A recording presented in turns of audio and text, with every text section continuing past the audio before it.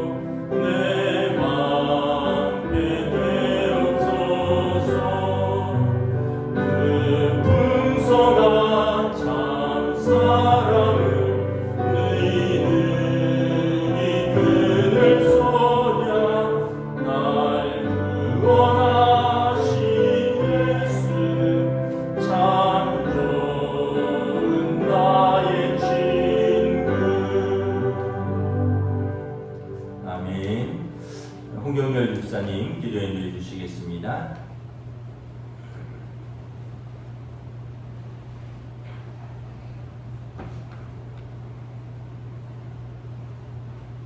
전능하신 하나님 아버지, 2022년 새해는 밝았지만 아직도 이 땅과 세상은 전염병의 기승으로 신음하고 있사오니 주께서 어찌하여 우리를 영원히 잊으시오며 우리를 이같이 오래 버리시나이까.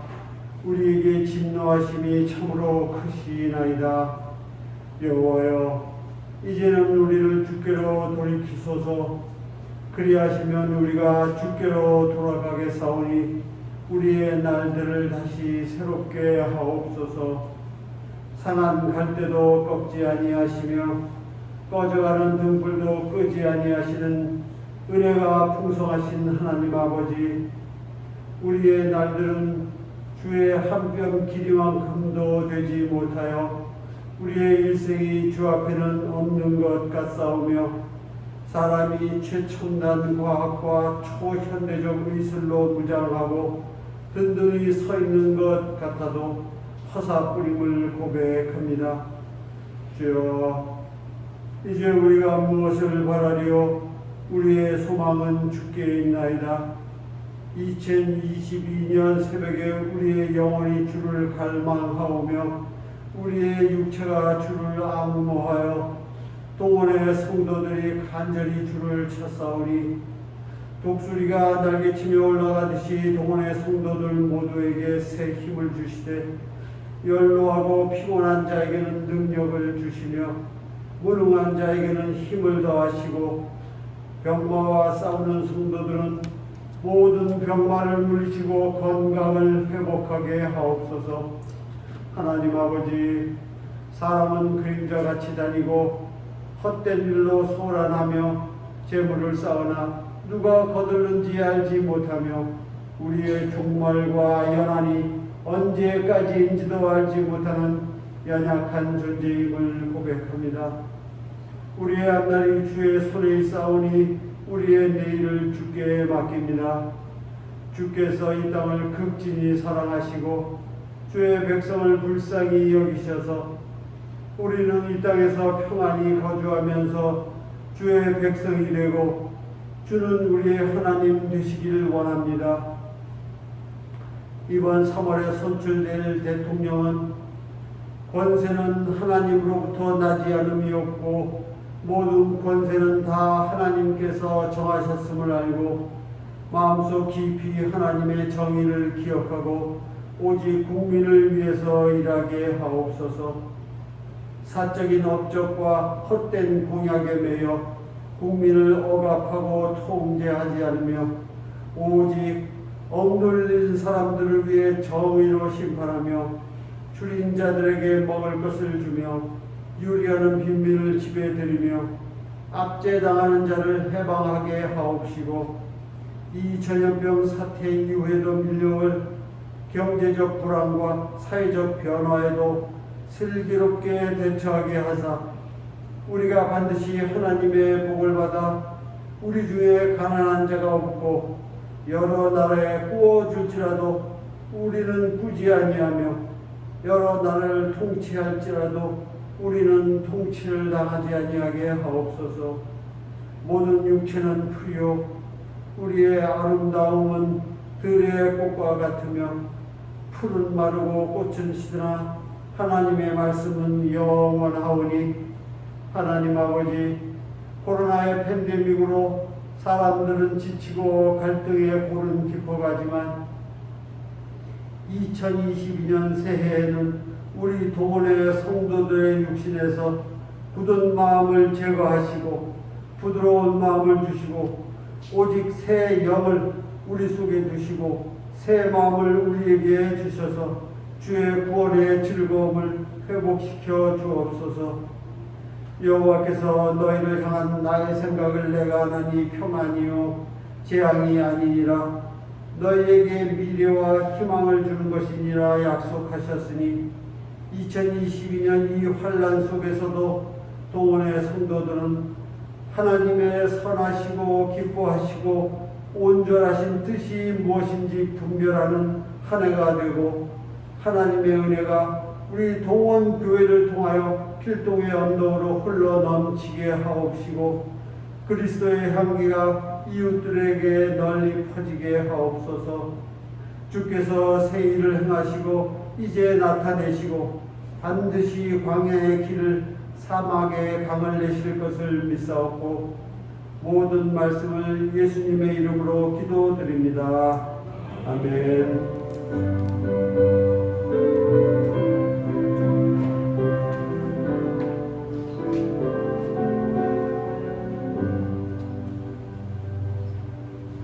오늘 우리에게 주신 하나님의 말씀은 구약 성경 출애굽기 3장 1절부터 12절까지 말씀입니다. 구약 성경 출애굽기 3장 1절부터 12절까지 말씀입니다. 다 찾으신 줄 알고 저와 여러분들이 한 절씩 교도하도록 하겠습니다. 구약 성경 84쪽입니다. 출애굽기 3장 1절부터 12절 말씀입니다. 모세가 그의 장인 미디안 제사장 이드로의 양떼를 치더니 그 떼를 광야 서쪽으로 인도하여 하나님의 산 호렙에 이르매 여호와의 사자가 떨기나무 가운데로부터 나오는 불꽃 안에서 그에게 나타나시리라. 그가 보니 떨기나무에 불이 붙었으나 그 떨기나무가 사라지지 아니하는지라. 이 모세가 이르되 내가 돌이켜 가서 이 큰 광경을 보리라. 떨기나무가 어찌하여 타지 아니하는고 하니 그때에 여호와께서 그가 보려고 돌이켜 오는 것을 보신지라. 하나님이 떨기나무 가운데서 그를 불러 이르시되 모세야 모세야 하시매 그가 이르되 내가 여기 있나이다. 하나님이 이르시되 이리로 가까이 오지 말라. 내가 선 곳은 거룩한 땅이니 내 발에서 신을 벗으라. 또 이르시되 나는 내 조상의 하나님이니 아브라함의 하나님, 이삭의 하나님, 야곱의 하나님이니라. 모세가 하나님 배우기를 두려워하여 얼굴을 가리되 여호와께서 이르시되 내가 애굽에 있는 내 백성의 고통을 분명히 보고 그들이 그들의 감독자로 말미암아 부르짖음을 듣고 그 근심을 알고 내가 내려가서 그들을 애굽인의 손에서 건져내고 그들을 그 땅에서 인도하여 아름답고 광대한 땅, 젖과 꿀이 흐르는 땅, 곧 가나안 족속, 헷 족속, 아모리 족속, 브리스 족속, 히위 족속, 여부스 족속의 지방에 데려가려 하노라. 이제 가라. 이스라엘 자손의 부르짖음이 내게 달하고 애굽 사람이 그들을 괴롭히는 학대도 내가 보았으니 이제 내가 너를 바로에게 보내어 너에게 내 백성 이스라엘 자손을 애굽에서 인도하여 내게 하리라. 모세가 하나님께 아뢰되 내가 누구이기에 바로에게 가며 이스라엘 자손을 애굽에서 인도하여 내리까? 하나님이 이르시되 내가 반드시 너와 함께 있으리라. 내가 그 백성을 애굽에서 인도하여 낸 후에 너희가 이 산에서 하나님을 섬기리니 이것이 내가 너를 보낸 증거니라. 아멘. 할렐루야. 신년 특별 새벽 기도의 5째 날입니다. 새벽에 주의 전에 나오신 여러분들을 주님의 이름으로 환영하고 축복합니다. 우리 한번 인사하겠습니다. 또 하나님께서 은혜 주실 줄 믿습니다. 예, 우리 교회 2022년 새해 표가 주여 우리를 새롭게 하여 주소서입니다.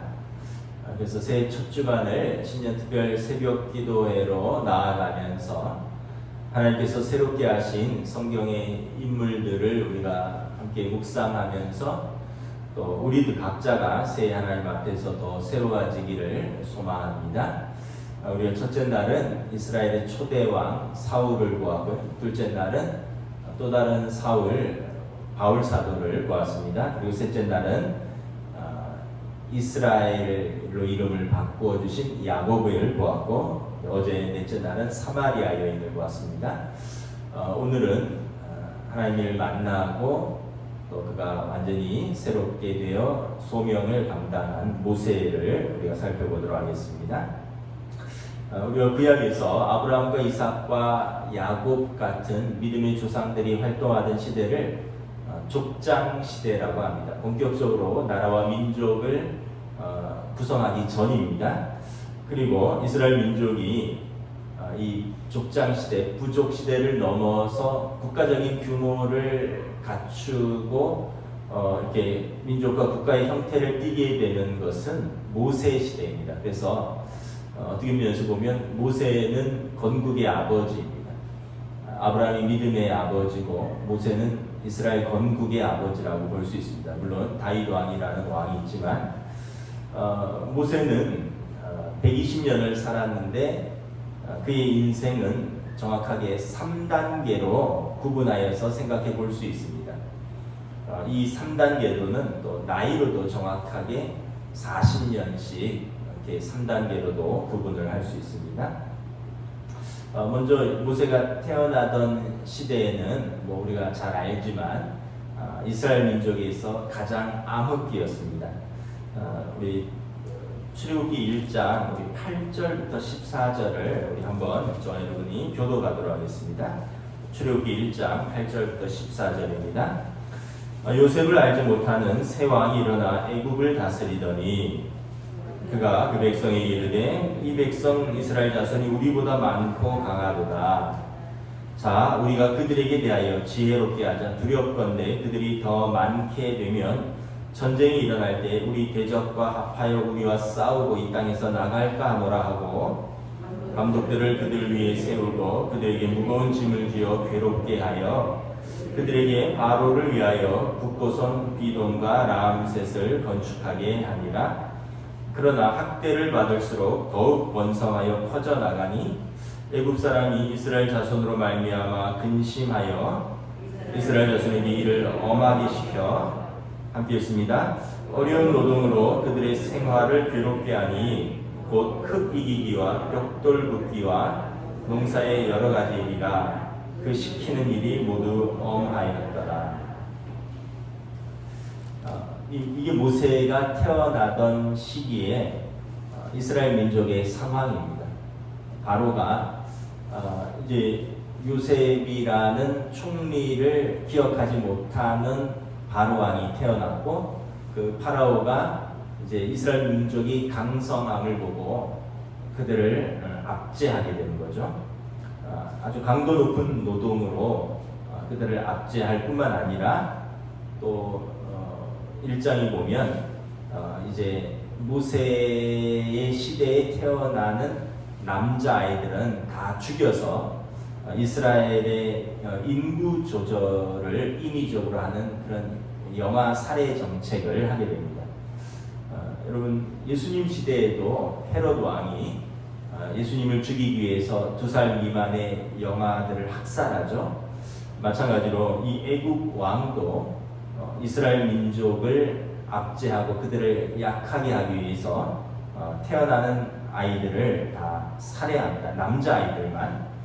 이런 와중에 모세가 출생한 거죠. 즉 모세의 운명은 남자로 태어나면서부터 죽을 운명이었습니다. 그런 면에서 모세의 유아기는 굉장히 불행한 삶이었습니다. 우리가 가끔 뭐 그렇게 생각을 하기도 합니다. 내 인생 왜 이렇게 불행하냐? 내 인생 왜 이렇게 힘드냐? 여러분, 모세처럼 태어나자마자 죽을 뻔 하신 적 있으십니까? 그렇지 않으면 여러분 행복한 겁니다. 나자마자 뭐 죽을 병에 걸렸다든지 아니면 이런 전쟁 중에 태어났다든지 이렇게 죽음을 맞이하는 경우들이 역사 속에서 있는데, 우리는 그러면 여러분 은혜의 시대에 살고 있는 거죠. 저 여러분 중에 나면서부터 가족하고 생이별되어서 부모도 모르고 형제 자매랑도 헤어져서 산 분 계십니까?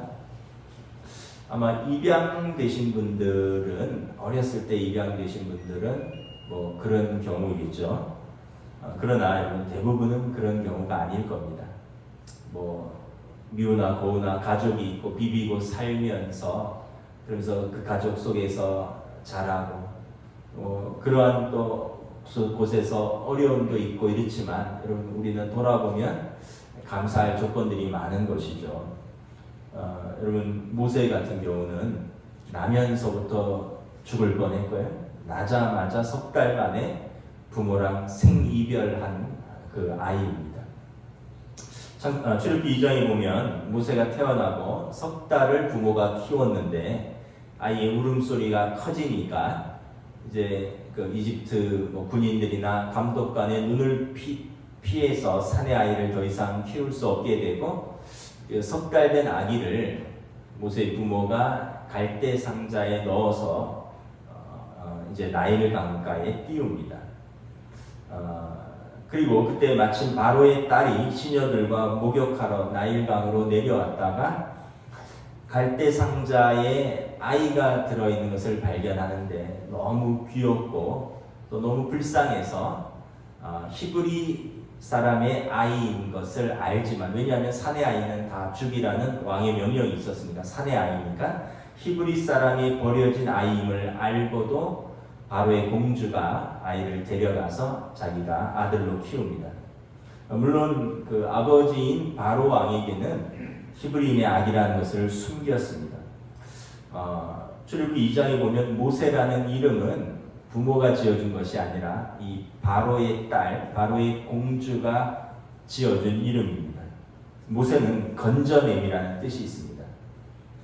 놀랍게도 물에서 건져낸 아기 모세를 통해서 하나님은 자기 백성을 애굽에서 건져냅니다.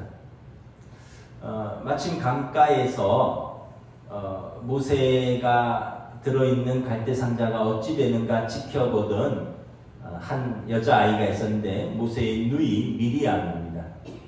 그리고 이 미리암이 바로의 공주가 이 아기를 발견하자 다가가서 이렇게 말합니다. 제가 히브리 여인 중에 유모를 불러다가 아기에게 젖을 먹이게 하니까, 그러니까 젖을 먹여야 되는데 바로의 공주는 뭐 미혼인지 아니면은 뭐 젖이 안 나오는지 형편이 되지 않으니 히브리 여인 중에서 아이 낳은 지 얼마 안 되는 여인을 이제 유모로 불러서 젖을 먹이게 됩니다.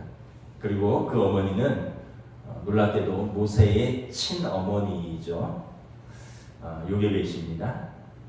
모세의 친어머니를 불러와서 공주에게 유모로 소개하고 모세의 친어머니가 모세가 젖을 뗄 때까지 친어머니의 품에서 양육되는 것입니다. 출애굽기 2장 9절에 보면 모세 어머니는 자기 아들을 젖먹이면서 바로의 공주에게 삭슬 받게 됩니다. 자기 아들 젖먹이면서 돈 받게 되는 거죠. 그리고 모세는 당대 최고의 강대국인 애굽의 궁정에서 파라오의 손자로 어떤 면에서 보면 최고의 교육을 받으면서 자라게 되는 것입니다. 우리 장로교 교리에 예정론이 있습니다. 에베소서 2장 4절 5절 말씀입니다. 곧 창세 전에 그리스도 안에서 우리를 택하사 우리로 사랑 안에서 그 앞에 거룩하고 흠이 없게 하시려고 그 기쁘신 뜻대로 우리를 예정하사 예수 그리스도로 말미암아 자기의 아들이 되게 하셨나니, 하나님께서 창세 전부터 저와 여러분들을 택하시고 부르시고 우리를 돌보시고 예수 그리스도 안에서 우리를 자녀 삼으시고 우리를 구원하시는 것입니다. 사람들은 이해할 수 없는 어떤 기이한 상황이고 그러한 운명이라고 생각하지만 하나님께서 우리를 알고 계시고 우리를 돌보시고 우리의 삶에 관여하시고 우리를 구원하시는 것입니다. 여러분, 우리가 이 믿음이 있으면 어떠한 형편에 있든지 어떤 상황에 있든지 어떤 사람을 만나든지 무엇이 두렵겠습니까? 모세는 자라면서 자신의 정체성이 히브리인이라는 것을 깨닫게 됩니다. 성경에는 어떤 계기로 모세가 자신의 정체성을 히브리인으로 알게 되는지라고 설명이 없는데, 이집트 왕자라는 영화를 보시면 모세가 자라면서 유모인 자신의 친어머니와 계속해서 접촉합니다. 그러니까 이제 젖을 먹이고 어머니는 돌아갔지만 계속해서 가족들과 어머니 아버지와 접촉합니다. 그러면서 자신이 히브리인이라는 것을 알게 되는 것이죠. 그리고 히브리인으로서의 자의식이 깨어납니다. 그래서 우리가 한 가지 깨닫는 사실은 뭐냐면 부모의 신앙 교육이 매우 중요하다는 것입니다. 부모의 참된 신앙 교육은 이집트 왕자로서의 모든 부귀와 영화를 버릴 정도로 청년 모세에게 각성을 불러일으킵니다. 히브리서 11장 24절부터 27절 말씀입니다. 믿음으로 모세는 장성하여 바로의 공주의 아들이라 칭함받기를 거절하고 도리어 하나님의 백성과 함께 고난받기를 잠시 죄악의 낙을 누리는 것보다 더 좋아하고 그리스도를 위하여 받는 수모를 애굽의 모든 보화보다 더 큰 재물로 여겼으니 이는 상 주심을 바라봅니다. 여러분, 믿음이 생기면, 하나님을 알게 되면 그는 세상의 부귀 영화보다 그리스도와 함께 고난받는 것을 더 즐거워하는 사명의 자리로 나아가는 것입니다. 모세에게, 청년 모세에게 이런 각성이 있었습니다. 저를 포함해서 대한민국 부모들이 다 자녀 잘 되기를 바라는데 우리가 세상 공부는 세계 1등을 다툴 정도로 부모들이 열심을 보입니다. 부모들의 수입의 상당 부분을 투자하고요. 시간, 노력, 관심을 투자합니다. 근데 우리의 자녀들의 신앙교육은 우리가 얼마나 가르치고 애쓰고 있는가, 우리가 다시 한번 하나님 앞에서 회개합니다. 자녀로서의 신앙교육은 무관심하고 부모로서의 책임을 방기하고 있지는 않은가. 난 공부시키면 된다, 돈 벌어서 키우면 된다 하고 정작 자녀들이 중요한 시기에 믿음으로 결정해야 할 것에 대해서 부모들이 침묵하거나 방관하고 있지는 않느냐라는 것입니다. 출애굽기 2장에 보면 모세는 자기 백성을 압제하는 애굽의 노동 감독관을 쳐 죽이고 바로의 궁전을 떠나게 됩니다. 이것은 스스로 선택한 그의 결정입니다. 히브리서 11장 27절 말씀입니다. 믿음으로 애굽을 떠나 왕의 노함을 무서워하지 아니하고 곧 보이지 아니하는 하나님을 보는 것 같이 하여 참았으며, 왕의 노함을 두려워하지 않았습니다. 믿음으로 애굽의 궁전을 떠났습니다. 보이지 아니하는 하나님을 믿고 보고 그가 떠난 것입니다. 애굽의 궁전을 떠난 모세는 미디안 땅으로 도망가게 됩니다. 그리고 그 땅에서 평생의 반려자를 만나게 되는 거죠. 미디안의 제사장 루엘의 딸 십보라를 만나게 되고 가정을 꾸미고 두 아들을 낳게 됩니다. 애굽의 궁전에서 누리던 모든 것을 버리고 광야로 떠난 모세는 가정을 꾸리면서 큰 위로를 받게 됩니다. 첫 아들을 낳고 게르솜이라고 이름 지었는데 그 뜻은 내가 타국에서 나그네가 되었습니다 라는 뜻입니다. 아들의 이름을 통해서 모세가 얼마나 그 당시에 답답하고 힘든 시기를 보내었는지 그 심경을 알 수 있습니다. 첫 아들을 낳고 내가 타국에서 나그네가 되었습니다. 부모, 형제, 또 친척 떠나서 내가 나그네 된 내 인생이라는 것입니다. 이제 꽤 세월이 흘러서 두 번째 아들을 낳고는 엘리에셀이라고 이름 지었는데 그 뜻은 내 아버지 하나님이 나를 도우사 바로의 칼에서 구원하셨습니다. 두 번째 아들에는 하나님이 나를 구원하셨다. 이러한 신앙 고백이 나옵니다. 그러니까 모세가 미디안 광야에서 더 깊이 하나님을 만나고 완전히 제로 베이스에서 믿음으로 완전히 새롭게 생각하고 출발하고 있음을 보여주는 것입니다. 광야 생활에 특별함이 있습니다. 아무것도 보이지가 않고 아무것도 들리지가 않고 아무것도 의지할 것이 없습니다. 이것이 광야입니다. 그런데 여러분, 아무것도 없는 것 같은데 모든 것이 다 있습니다. 하나님께서 계십니다. 세상에 볼 것이 없기 때문에 하나님을 보는 것입니다. 세상에 들을 것이 없기 때문에 미세한 하나님의 음성을 듣는 것입니다. 세상에 의지할 것이 없기 때문에 하나님을 의지하게 되는 것입니다.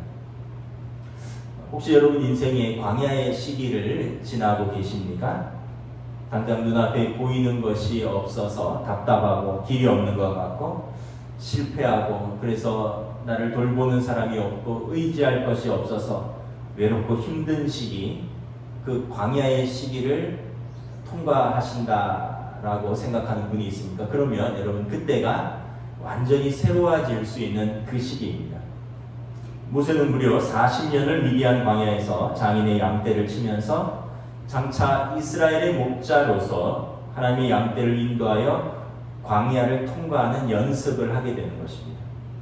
정확하게 정비례해서 이스라엘의 40년 광야 생활을 모세는 40년을 준비하면서 몸으로 연단을 받는 것입니다. 돌아보면 우리에게 의미 없는 시간은 없습니다. 기쁜 때도 있었고요, 성공했다고 하는 순간도 있습니다. 슬플 때도 있고요, 낙심했다는 순간도 있고 실패했다라고 생각되는 시기도 있습니다. 고난의 시기도 있습니다. 또 지금 코로나 시기를 통과하고 있습니다. 그러나 그런 시기들을 통해서 의미 없는 시기는 없습니다. 행복한 시간, 고난의 시간, 성공의 시간, 실패의 시간, 이 모든 시기들을 통과하면서 우리는 하나님 앞에서 믿음으로 살아가는 것을 몸으로 배워가는 중인 것입니다. 오늘 보면 출애굽기 3장에 모세의 소명장이라고 하죠.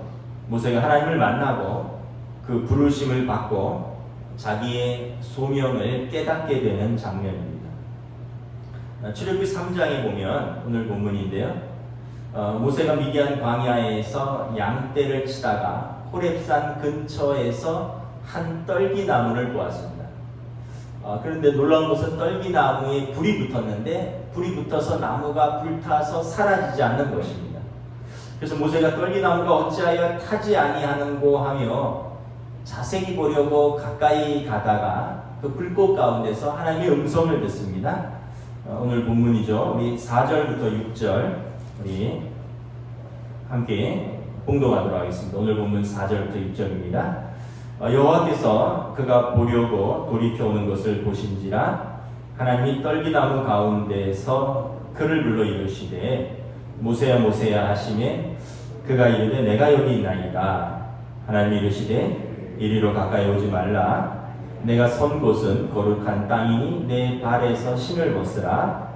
또 이르시되 나는 내 조상의 하나님이니 아브라함의 하나님, 이삭의 하나님, 야곱의 하나님이니라. 모세가 하나님 배우기를 두려워하여 얼굴을 가리매.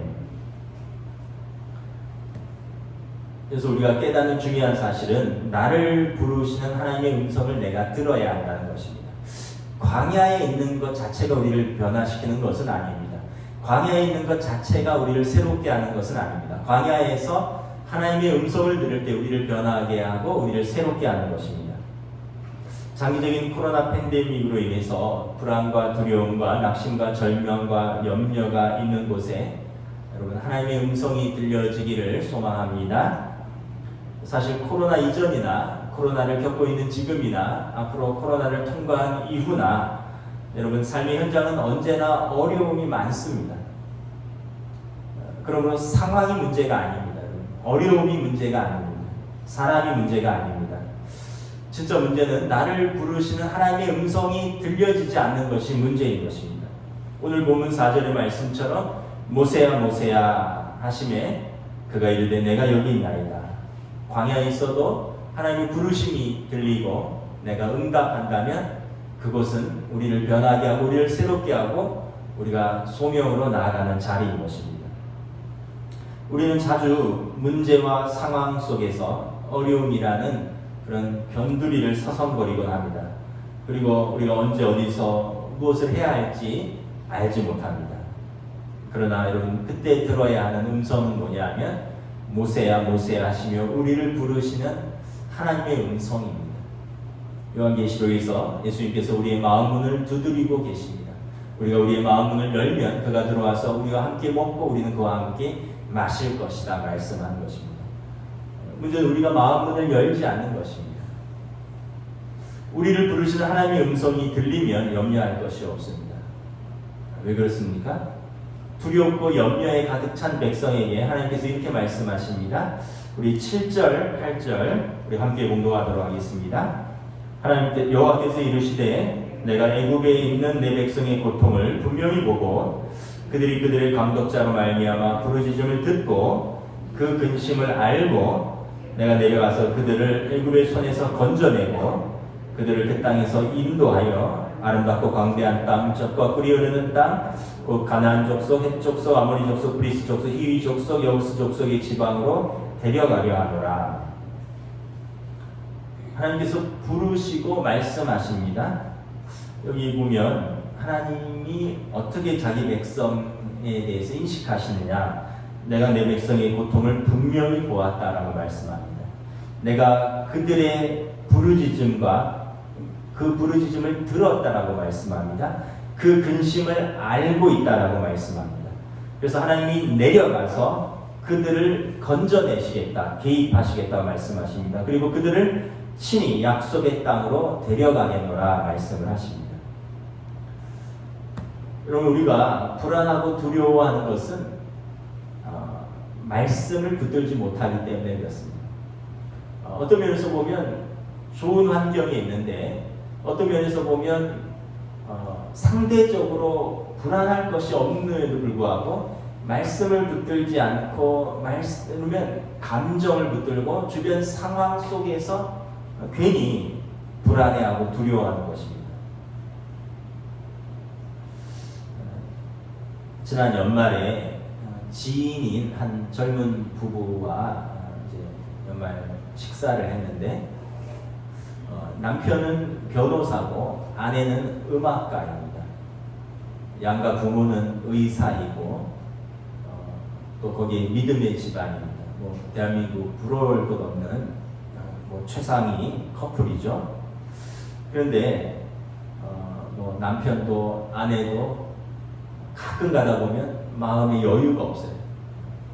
마음의 여유가 없으니까 또 모든 면에서 좋은데 더 완벽하고 더 잘해야 하고 또 더 성공해야 된다라는 강박에 사로잡혀서 자주 미래에 대한 불안과 초조에 시달립니다. 그러다 보니까 가끔 부부가 자주 다투기도 하고, 근데 귀한 것은 그래도 믿음을 붙들고 살려고 애를 쓴다는 것이죠.